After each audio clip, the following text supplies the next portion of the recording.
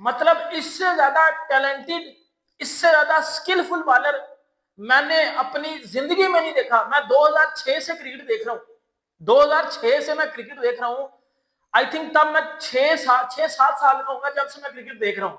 मेरी 26 साल उम्र है। इतनी 20 सालों में मैंने इससे ज्यादा स्किलफुल क्रिकेटर, इससे ज्यादा स्किलफुल बॉलर मैंने अपनी जिंदगी में नहीं देखा। हर कंडीशन में, फ्लैट ट्रैक हो, जो मर्जी विकेट हो, इस बंदे को घंटा बजाना आता है। ये किसी भी बैट्समैन को मुश्किल में डाल सकता है। ये किसी भी बंदे का छनकना, घंटा, बाजा सबका बजा देता है।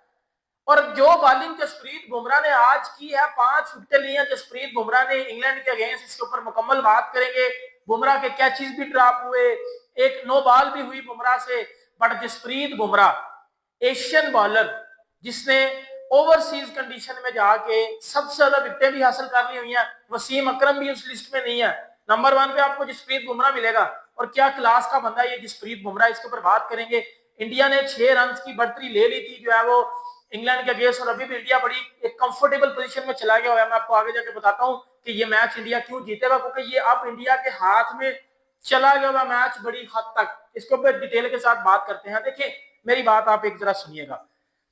पाकिस्तानी, ये जितने भी हम पाकिस्तानी बात करते हैं, पाकिस्तान फास्ट बॉलर की फैक्ट्री है।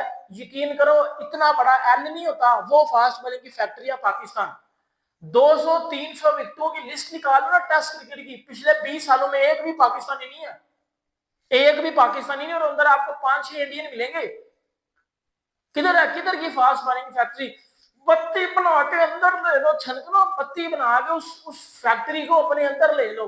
ये चीजें इधर काम नहीं आएंगी। तो बुमराह, वो भले पुराना बॉल हो भले नया बॉल हो, वो कुछ ना कुछ आपको करके देगा। वो जो छोटे छोटे रन्स मार के गए ना भैया, इसके हैरी क्या नाम है, पोप के आउट होने के बाद 50-50 रन की पार्टनरशिप, वो भी 70-70 बॉलों के ऊपर वो आ रहे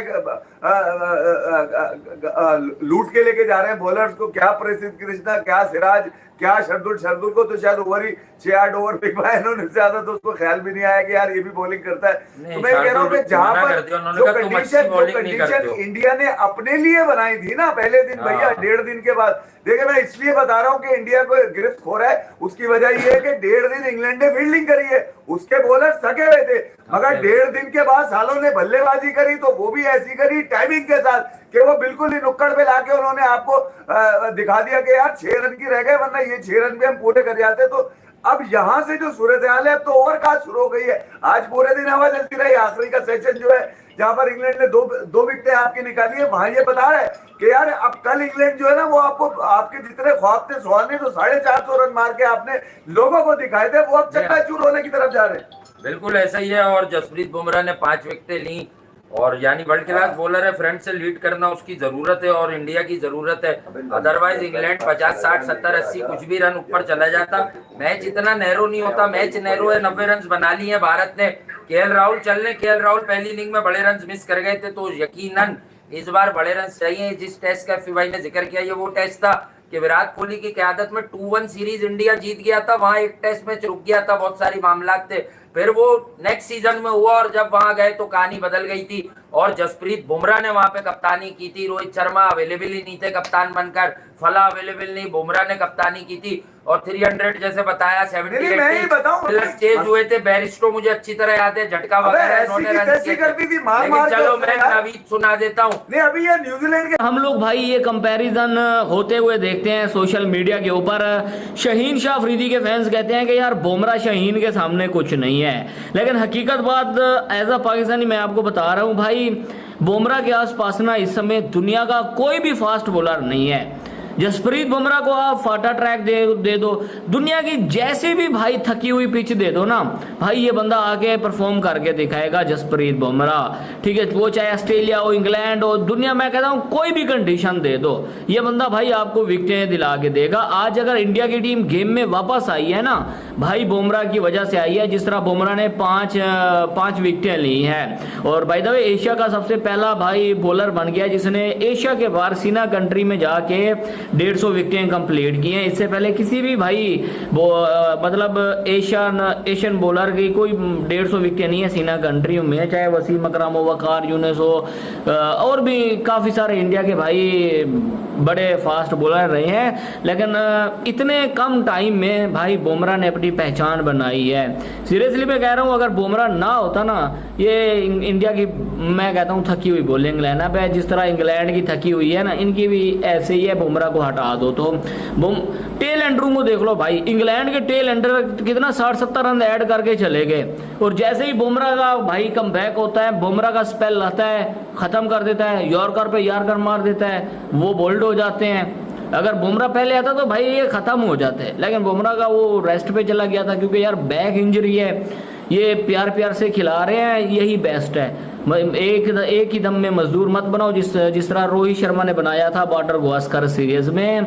लेकिन यार आज तीसरा दिन भी खत्म हो चुका है। 90 रन के ऊपर 2 खिलाड़ी आउट है इंडिया के। सह सुदर्शन भाई 30 रन, ठीक है, नॉर्मल है, कोई इतना बड़ी भी पारी। इंडिया और इंग्लैंड के बीच पहला टेस्ट मैच तीसरे दिन के इख्तिताम पे मैच आप कह सकते हैं कि बिल्कुल कहीं ना कहीं बराबरी की सतह पे है और संतुलन बिगड़ा नहीं है, बराबरी का हिसाब किताब है। The match is finally balanced with neither team clearly ahead. दोनों में से कोई ऐसा नहीं लग रहा कि किसी को बहुत एडवांटेज है, कोई बहुत पीछे है, कोई आगे है।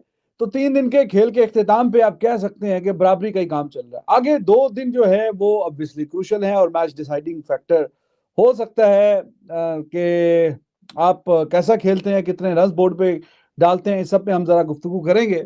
पहले तो देखें, आज का दिन काफी एक्साइटिंग था और जब 2 अच्छी टीमें आपस में खेलती हैं तो फिर हमें अच्छी क्रिकेट ही देखने को मिलती है। इंग्लैंड दे डिड वेल कि जिस तरीके से उनके 5 खिलाड़ी आउट हो गए थे 350 के करीब, फिर भी वो इंडिया के जो रन है उसके करीब पहुंचने में कामयाब हो गए और 6 रन की दूरी पे जाके वो आउट हुए हैं। वोक्स वगैरह ने, ब्रेंडन कास्ट ने अच्छा साथ निभाया और unlike the tail of India वो इतनी कंट्रीब्यूट नहीं कर सकी थी। आपको पता है कहां पे 430 पे सिर्फ तीन खिलाड़ी आउट थे इंडिया के, 430 पे 3, वहां से अगले 7 खिलाड़ी आउट हो गए सिर्फ 41 पे।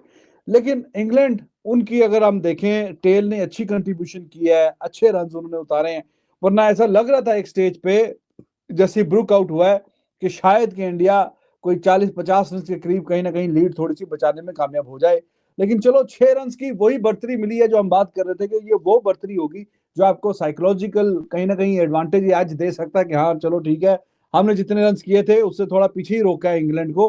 तो वो बस अब इन टर्म्स ऑफ रन्स तो शायद बहुत बड़े नहीं है, 6 रन की लीड है, लेकिन कहीं ना कहीं साइकोलॉजिकली हाँ एडवांटेज है, साइकोलॉजिकली 6 रन की लीड ले ली है। लेकिन जैसे मैंने आपसे कहा कि तीसरे दिन के इख्तिताम पे दोनों टीमें